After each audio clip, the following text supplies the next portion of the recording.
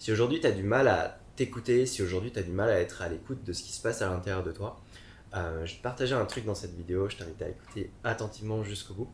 Parce que c'est vrai qu'en fait au quotidien, on peut être très souvent amené en fait à être en quelque sorte un peu parasité par tout ce qui va être le bruit extérieur. Ce que j'entends par le bruit extérieur, c'est la présence de nos proches, que ce soit nos amis, notre famille.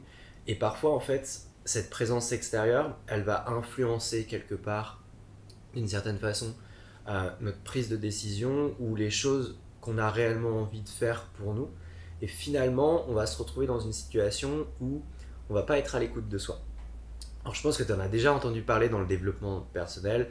C'est important d'être à l'écoute de soi, c'est important d'être aligné, c'est important de s'écouter. Mais finalement, ça veut dire quoi ce truc-là en fait?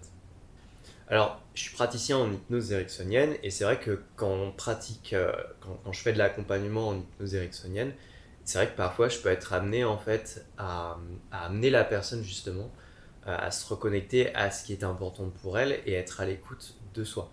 Ce que j'entends par être à l'écoute de soi, c'est, et par exemple en effet dans la notion de la relation à l'autre et la communication à l'autre, il y a un truc qui revient assez souvent, et je sais que vous avez été en plus de ça nombreux à m'en faire part à travers des sondages, c'est que on va avoir du mal en fait à dire non et à dire stop aux gens qui nous entourent.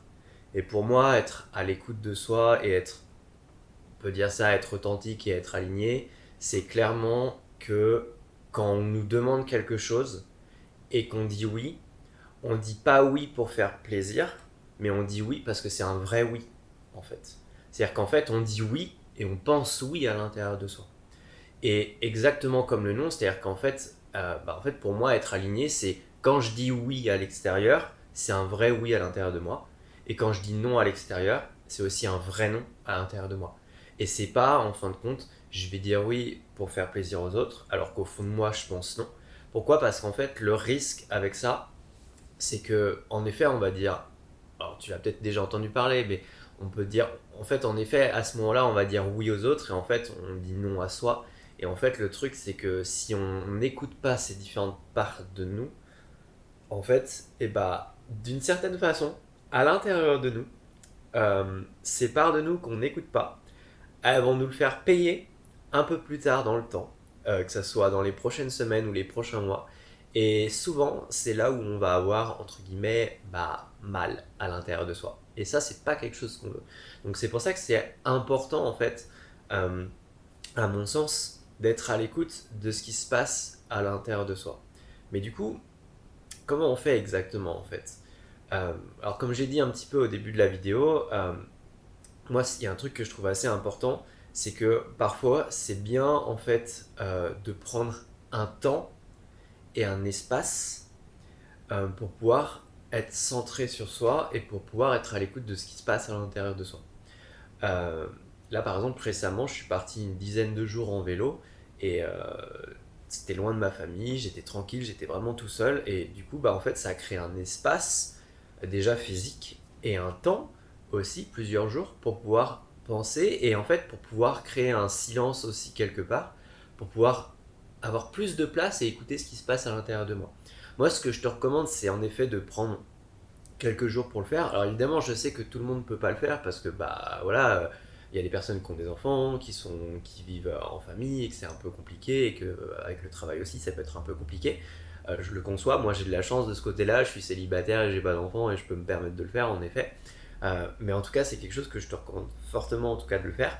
Euh, Moi, je me souviens que fin 2021, j'ai passé les fêtes de fin d'année tout seul pendant une semaine dans un Airbnb, loin de ma famille, parce que j'avais besoin en fait d'être tranquille et j'avais besoin en fin de compte d'avoir du temps et de l'espace et surtout un silence pour pouvoir écouter ce qui se jouait à l'intérieur de moi. C'est-à-dire en fait avoir un temps, euh, avoir cet endroit-là en fin de compte pour pouvoir me questionner et avoir les réponses les plus, on va dire, avoir les réponses intérieures les plus propres possibles en quelque sorte. Ce que j'entends par là, c'est que euh, parfois l'extérieur va nous demander ce qu'on veut, mais en fait, on va, on va répondre en fait, d'une certaine façon, on va fausser la réponse parce que en fait, on veut faire plaisir aux autres et non vraiment répondre pour soi. Et ça, c'est un truc, je pense que c'est vraiment important d'être vraiment à l'écoute de soi et d'avoir ce temps-là en fait pour penser à soi et écouter ce qui vient à l'intérieur de nous et ne serait-ce par exemple en effet se poser des questions comme qu'est-ce que j'ai envie de faire en fait par exemple dans ma vie et qu'est-ce que je veux réellement en fait. Là par exemple tu vois j'ai passé 9 jours en vélo, alors c'était cool et en même temps en fait il y a deux questions qui sont revenues constamment, presque tous les jours et surtout que quand tu es en vélo bah, quelque part tu as du temps pour penser parce que c'est super introspectif. Moi je te recommande fortement une expérience aussi introspective que ce soit en vélo ou en marchant ou en faisant autre chose. Euh, mais en fait moi il y a deux questions qui sont venues, c'est pour qui je fais ça en fait? Pour qui je fais les choses? Est-ce que je les fais réellement pour moi? Ou est-ce qu'en fait, je les fais pour faire plaisir aux autres? Et j'ai pas vraiment trouvé de réponse. Et je pense que je vais encore avoir d'autres questions qui vont venir dans les prochains jours parce que je vais bientôt repartir. Mais le truc, c'est ça en fait, c'est avoir un temps et un espace pour être à l'écoute de ce qui se passe à l'intérieur de soi. Qu'est-ce que j'ai envie de faire en fait? Et alors la question, je me la pose, mais je te la pose aussi à toi en fait. De quoi tu as besoin réellement en fin de compte pour bah, te sentir bien dans ta vie, tout simplement. Et ça, c'est vraiment la question magique à se poser en fait. De quoi on a besoin?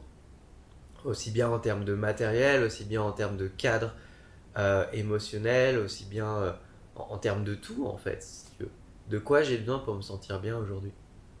Donc voilà, ça c'est la question que je t'invite à te poser en étant à l'écoute de soi et d'avoir ce temps-là, ce silence-là, pour vraiment être attentif à ce qui se passe à l'intérieur de toi quand tu te poses cette question-là et de considérer aussi les réponses que tu as.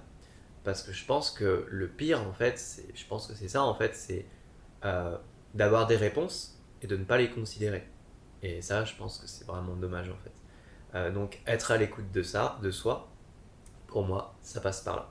Voilà, je t'invite à le faire, je te recommande de le faire. Si jamais tu as déjà eu ce genre d'expérience aussi introspective pendant quelques jours, je t'invite à partager aussi en commentaire. Puis voilà, prends soin de toi, abonne-toi à la chaîne si c'est pas déjà fait, mets un commentaire si ça t'a parlé, si ça t'a plu. Et en attendant, je te souhaite une agréable journée et on se dit à la prochaine.